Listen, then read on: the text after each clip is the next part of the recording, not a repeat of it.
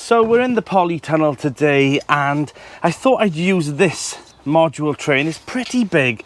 It's got 126 cells in it, and it takes quite a bit of compost, but they're perfect for salads, and also for what I'm going to use it today is I've bought some now, even though I've already sown onions, I've sown overwintering onions, I've planted overwintering onion sets.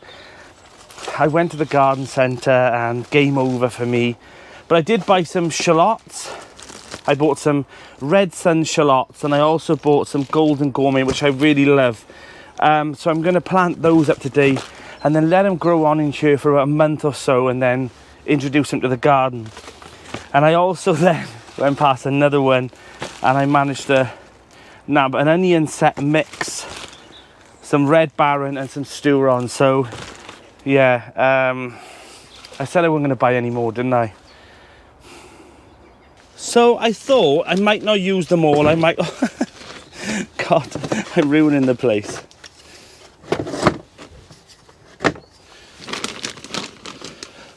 So I probably won't use them all, but I'll put quite a few into this cell, and then whatever's left over, I'll donate to other plot holders so that they've got some that they can start off with as well. But it's good that you've got things like onion sets now, and some lettuces and spring onions that you can start off now if you've got a polytunnel or greenhouse, just to get ahead of the season. But don't think you have to. There's plenty of time. You know, I know a lot of people who aren't even sowing yet, and that's fine, completely fine. You don't need to, but if you want to, and you've got the space in your polytunnel or greenhouse, and you're bored at home, then why not? But don't feel the pressure that you have to, or you're behind or anything, because you're really not. You're really, really not. Now, I've shown this a few times now, but all you do is give them a little squeeze, and if they're quite firm, just push it in. If they're quite soft, or a little bit looking like they're mouldy, then don't bother. It's not worth you wasting the compost on.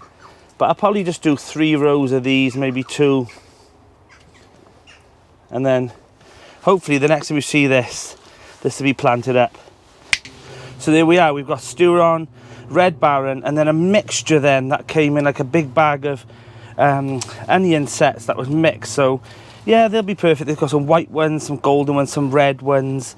And then also over here, then I've got my shallots. So I've got the red sun and also the golden gourmet shallots as well. So yeah, I'm happy with these now. I'll give them a good water, leave them in here. And once the roots start coming through the bottom, I'll either pot them on, or they should be ready to go outside. So we shall see.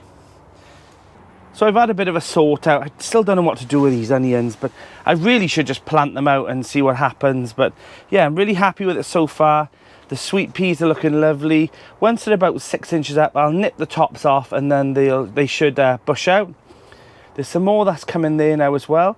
I've got a few things that I'm overwintering at the back, and also some cuttings as well, like bay leaf, and then some foxgloves that I actually sowed from seed. So they're looking grand at the back of there.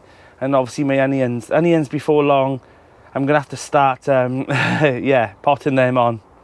So it's all ticking on now, you know, tickety-boo. What does that even mean anyway, tickety-boo? But yeah, I'm really happy with it.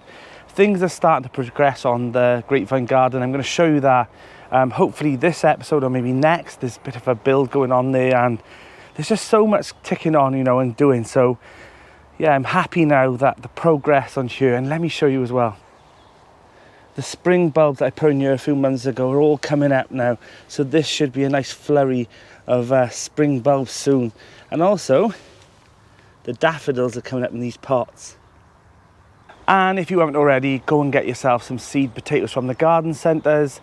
You know, you can start chitting them now on windowsills. Make sure that they don't, you know, become too dark. You know, don't put them in the dark area. Put them in some light, cool areas, and they should grow on slowly. If you put them in the dark in the back of the cupboard, it's a bit like when you leave a few spuds in the kitchen and then you open it up and it's like Jumanji in this. So yeah, just make sure that you keep them nice and light, cool, but not damp, and they should then chit on, and then you can plant them out then later on in the season.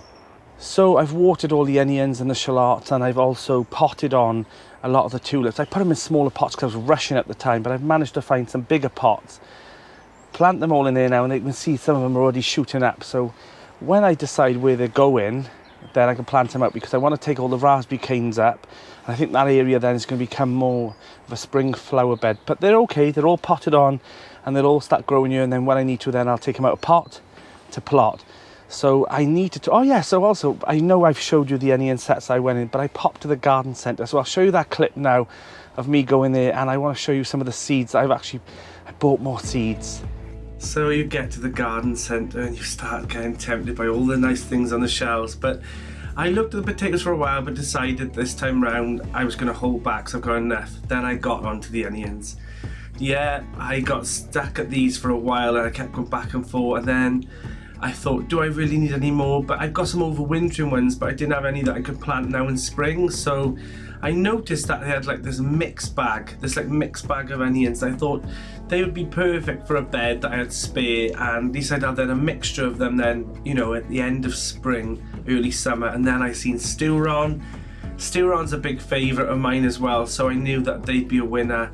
Be careful though, because you will find the odd one that's mouldy, so I ended up putting that bag back and then putting the other one back on the shelf, because yeah, I wasn't happy with the quality of those ones, but I got a different bag, it was all good.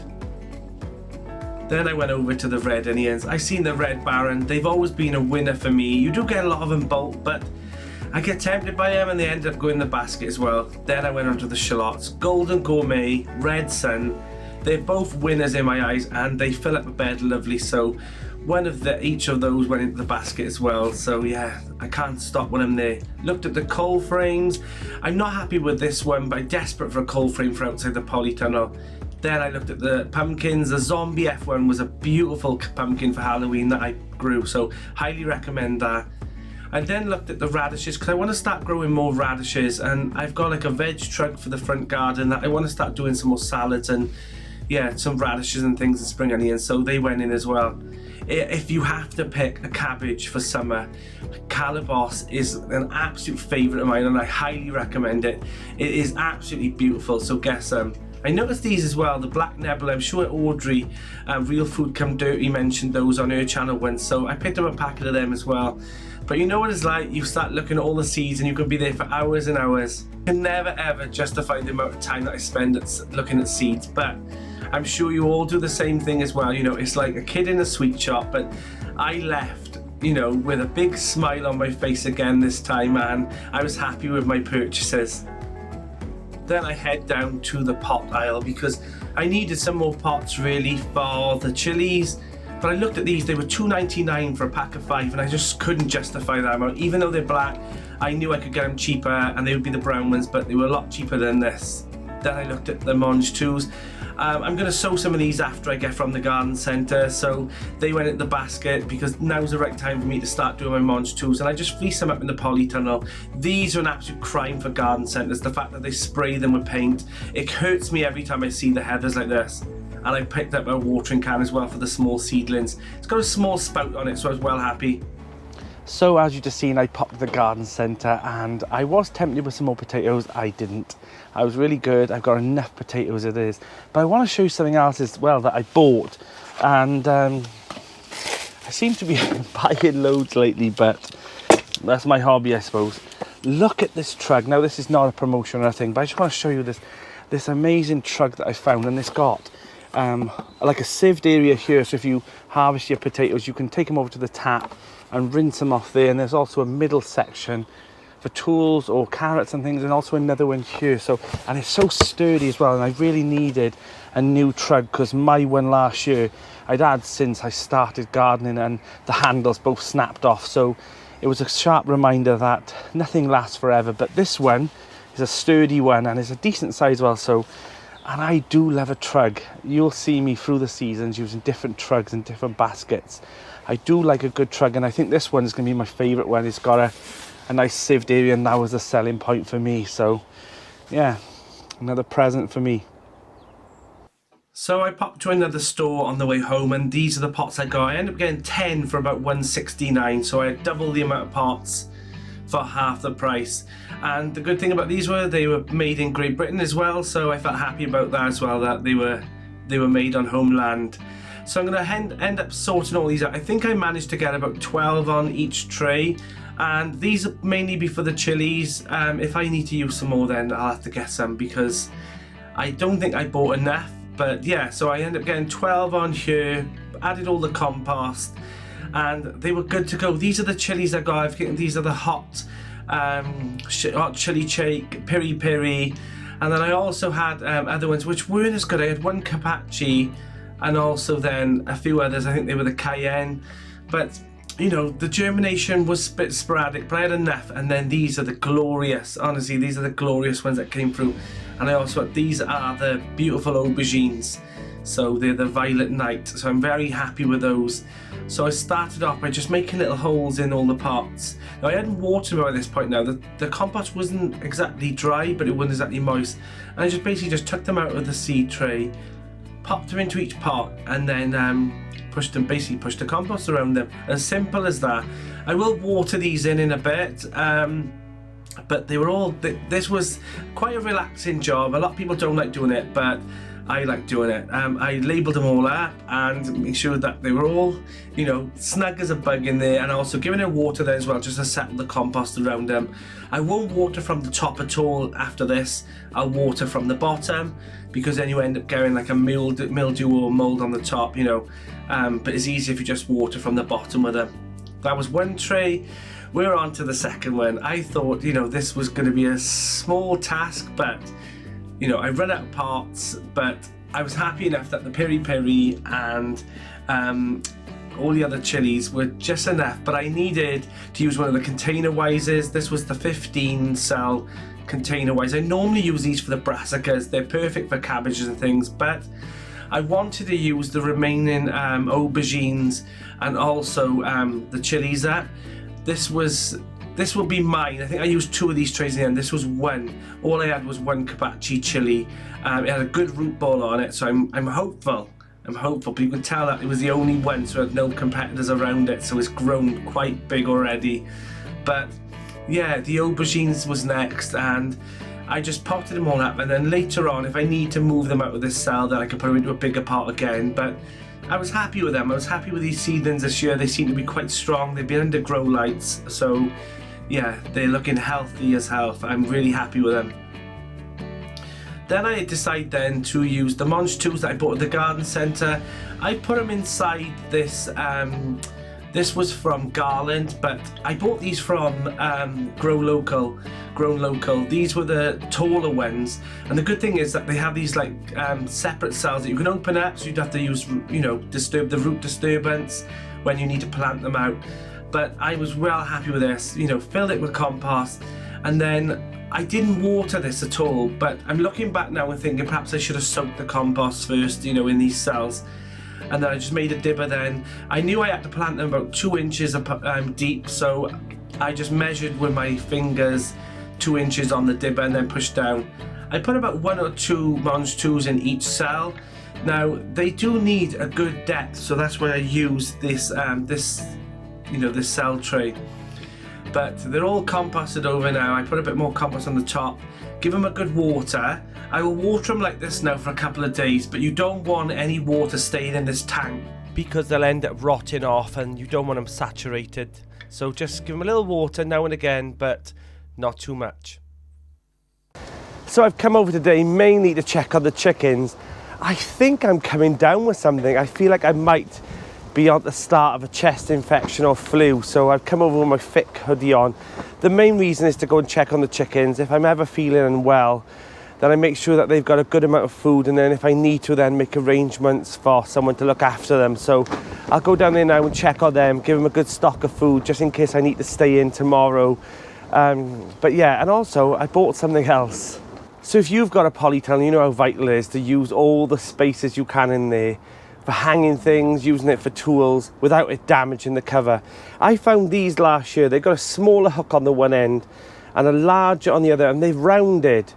So it means that when you hook them onto the side of the poles in your polytunnel, there's no damage towards the cover. So that's why I bought these, and I bought 48 of these last year thinking that'd be more than enough forever, and I'm down to about 20, so there's a little elf somewhere that's taking these, I think. But I bought another 48 because they're always handy, because I use them for hanging up my little trowels, you know, my dibbers, and even things like the cages and things when I'm storing in winter. Keeps things off the ground, out of the way, and also using things like hanging up my potatoes from rodents. Loads of things. They're just really handy. So if you've got a polytunnel, I'd recommend these, because I also use these as well to hang my strawberry baskets in the spring as well inside the polytunnel, so I'll get a quicker crop. So if you haven't seen that, I've got a video on it. I'll link that video, because you can get some hanging baskets, put them in your polytunnel now, plant out some strawberry runners, and then you'll get an earlier crop than the ones outside, because they're nice and contained in your polytunnel or greenhouse. So I've also bought some of these carnival clips. You've seen these on my channel many times, but these are the 6-inch carnival clips. I'll put a link to them in the description if you need them as well. I use these for like clipping nets to beds, wooden beds, metal beds, but they're also handy for things like when you need to put a tarp up or anything. I just find these one of the best things that I've got for the garden, and I think I've got about 100 odd of them, but I've got more beds now, so I need more clips. So that's why I had to invest in more. It's never ending, is it? I've also brought over my Babington leeks. They're starting to get a little bit leggy now, so I know that they'll be okay over here. The cool climate over in the plot will now, you know, slow these down a little bit, but they'll grow okay. They're all right. But I brought them over now. You know, sometimes, you know, shelter them at home can be the complete opposite of what you want to do. They become too leggy, too excited, that it's warm, but there might not be enough light. So the polytunnel will be perfect for this now. They'll stay over here now for another month, and then I'll plant them out in the garden. So if you haven't seen those on my other videos, these are Babington leeks. They're perennial, so you just plant them out, chop them off like greens whenever you need them, and they're a leek substitute, so they're just perfect for things like when you put it to add into cooking. So I'm going to start doing more of the perennials, because when you run out of something or there's an issue with a crop, at least you've got those perennial ones to carry you through. So I've decided as well to get 2 kiwis for the greenhouse on the grapevine garden plot. Now I know you need a male and a female of those, so if you've got a variety that you would recommend, pop it in the comments below, because I'm going to be buying that now in the next week or so. A friend of mine have kiwis on their site, and they were absolutely beautiful. So I thought, what a perfect thing to use that greenhouse for, is to grow some kiwis in there. It's becoming a bit windy now. I've just been down to the grapevine garden. Chickens are all fed, stocked up. Yeah, I would definitely think I'm coming down with something. I'll see you all again soon. I'm Danny, and this is Grow Up.